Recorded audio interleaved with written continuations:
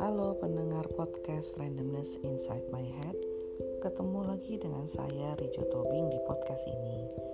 Hari ini saya akan mereview sebuah buku dari Korea Selatan. Judul bukunya dalam bahasa Indonesia adalah Ibu Tercinta, atau dalam bahasa Inggris Please Look After My Mom.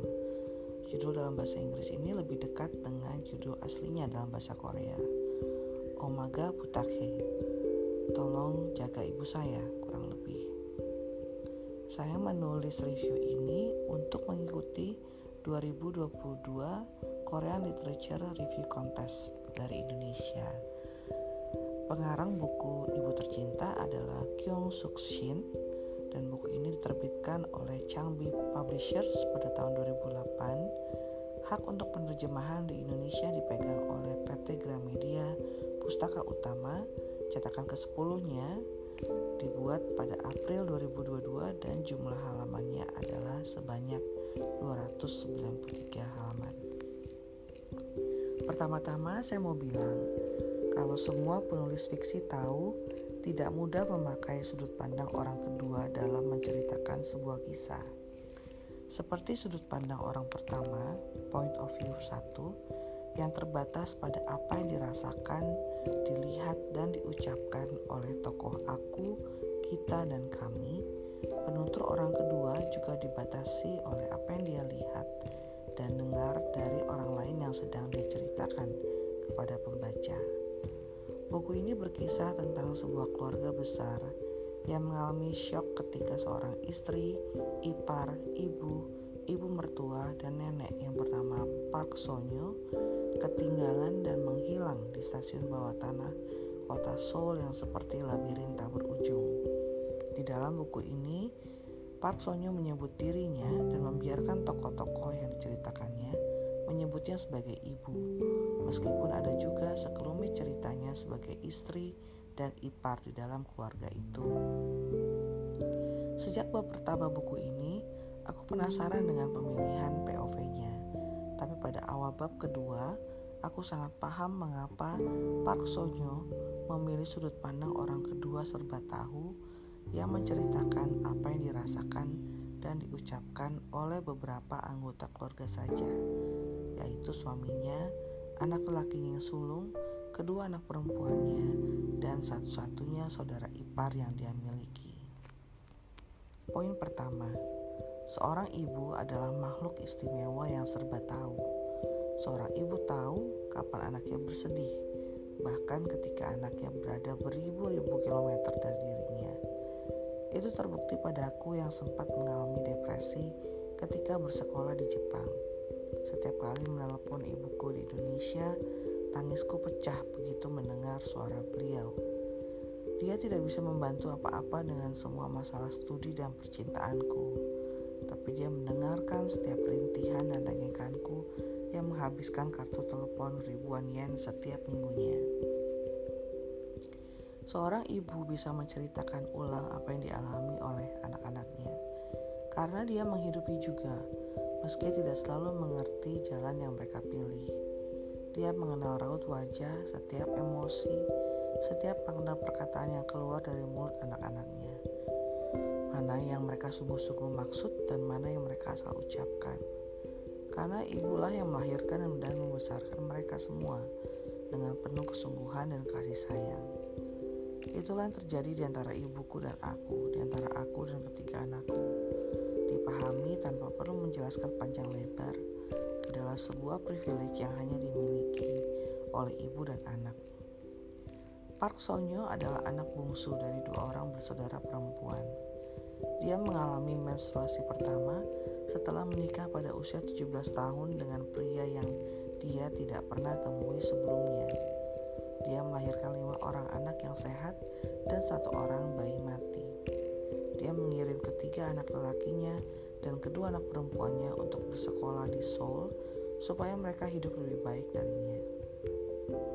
Anak perempuan yang pertama, Ji-hon, adalah seorang penulis terkenal, tapi Park So-nyo buta huruf dan dia malu mengakuinya.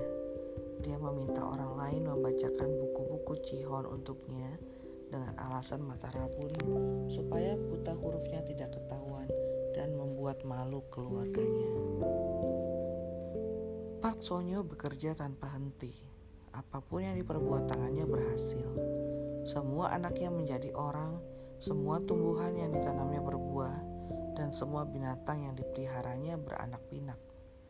Park Sonyo adalah pilar bagi keluarga besarnya. Selalu ada tapi tidak dihargai. Disadari maknanya justru ketika dia lenyap tak berbekas. Keluarga besar itu runtuh dan linglung ketika pilar mereka menghilang. Sedihnya, Park Sonyo sang ibu tidak ditemukan sampai halaman terakhir buku ini. Poin yang kedua, ibu adalah peran di dunia ini yang memiliki insting yang sangat kuat dan tidak bisa dijelaskan dengan logika. Park Sonyo yang menceritakan kehidupannya sebagai ibu dalam 4 bab dan sebagai istri dalam 1 bab, bertutur bagaimana dia bisa tahu bahwa anak perempuannya yang pertama, Ji-hon, yang menelpon, bahkan ketika telepon masih berdering.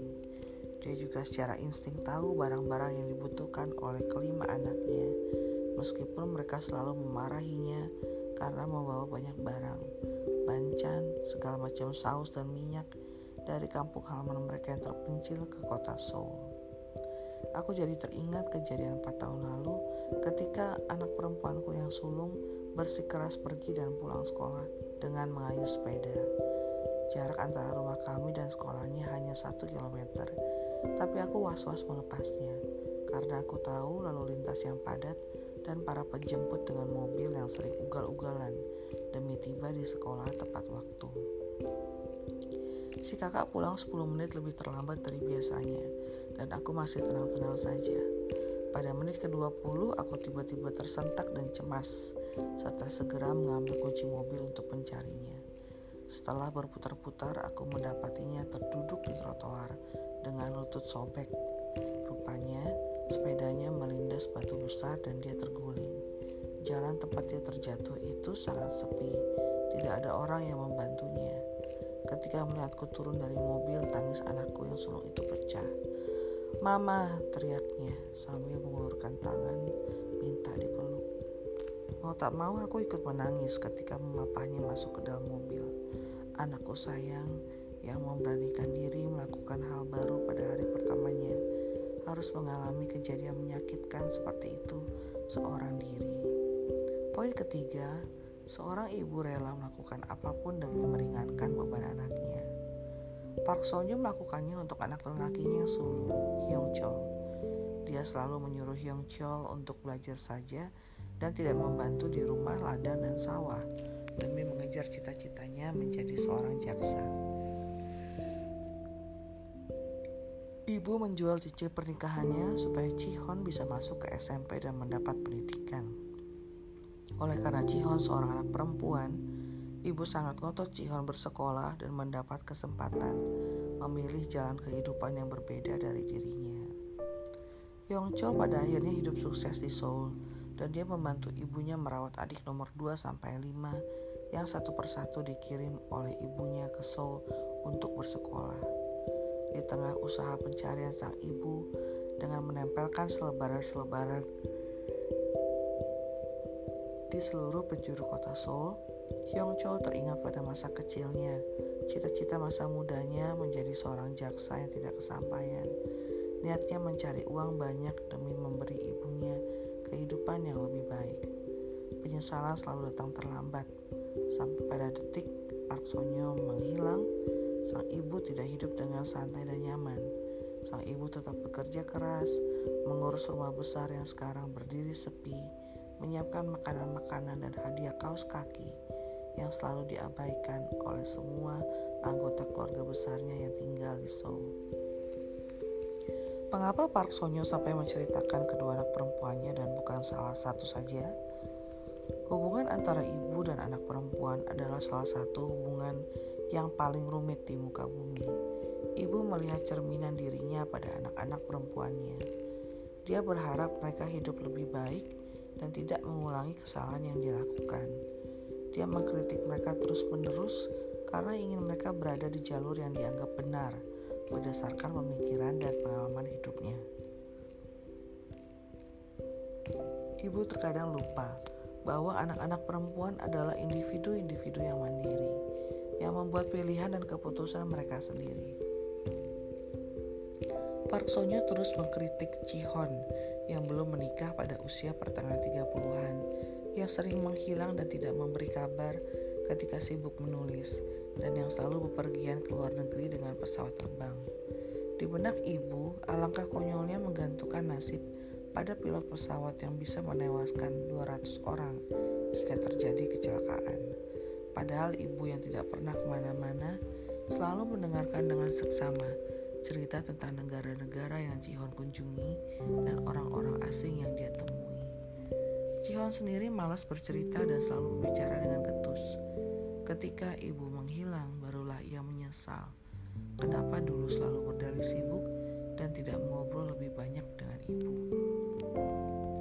Saya jadi teringat cerita seorang teman yang sering bepergian dalam rangka pekerjaan, tapi tidak pernah mencatat kesan dari perjalanannya. Setiap kali dia kembali ke tanah air, ibunya akan menelepon dan memaksanya bercerita. Ketika ibunya meninggal dunia, teman saya ini menemukan dua hal mengejutkan di kamar ibunya. Yang pertama, peta dunia yang sudah ditandai dengan kota-kota yang dia pernah kunjungi. Yang kedua, sebuah buku harian kapan dan bagaimana cara teman saya ini pergi ke suatu tempat dan untuk tujuan apa. Seorang ibu selalu bertekad agar anak-anaknya lebih bahagia dari dirinya. Itulah yang dialami oleh anak perempuan kedua, anak keempat dalam keluarga itu, adik dari Ji-hoon. Seperti kakaknya, si adik yang tak disebutkan namanya itu juga berpendidikan baik. Dia lulus sebagai apoteker dari Universitas Bagus di Seoul, membuka apoteknya sendiri, menikah dan pindah ke Amerika mengikuti suaminya yang bekerja di sana. Ibu kecewa karena si anak perempuannya yang kedua kemudian memiliki 3 orang anak, berhenti bekerja sekembalinya ke Seoul dan memutuskan menjadi ibu rumah tangga. Buat apa kau berpendidikan tinggi kalau kau akan hidup seperti ibu? Ibu tidak ingin adik Ji-hoon terperangkap dalam urusan rumah tangga dan anak-anak yang tak ada habis-habisnya, sampai suatu saat anak-anak tiba-tiba sudah dewasa dan meninggalkan orang tua mereka menua sendirian di desa dan semakin jarang berkunjung. Ibuku dulu wanita karir dan dia tidak mudah menerima keputusanku untuk berhenti bekerja di kantor dan mendedikasikan segenap diriku untuk keluarga. Dia selalu menekankan bahwa aku adalah my own person. Seperti wanita Korea, wanita Batak tidak mengambil nama keluarga suaminya dan bertahan dengan nama yang mereka sandang sejak lahir. Sejak aku menikah, ibuku selalu menekankan identitas diriku sejak semula. Seseorang bernama Rijo, sebelum menjadi istri dari seorang pria dan ibu dari beberapa orang anak. Oleh karena itu, sejak menikah dan bersosialisasi sebagai bagian dari sepasang suami dan istri, aku tetap memperkenalkan diriku dengan nama lengkapku sendiri. Park Seo-nyun sejak memiliki anak pasti mendapat panggilan Hyungchol Oma, ibu dari Hyungchol. Aku pun demikian. Namun aku bersikeras disebut sebagai Rijo sebelum disebut dengan nama lain seperti Ibu A, A itu nama suamiku, atau Mama M, M itu nama anak sulungku. Dalam bentuknya sebagai roh yang masih mengembara di bumi, ibu mengunjungi anak perempuannya yang kedua dalam bentuk burung dan mengamati betapa lelahnya anaknya dalam mengurus rumah tangga dan ketiga anak yang masih kecil. Anak itu adalah penghiburan bagi hati ibu. Anak yang lahir sehat setelah 1 kali melahirkan bayi yang mati. Anak yang merasakan kehidupan yang terbebas sedikit dari kemiskinan. Anak yang selalu fokus pada tujuan, ramah pada orang dan mandiri.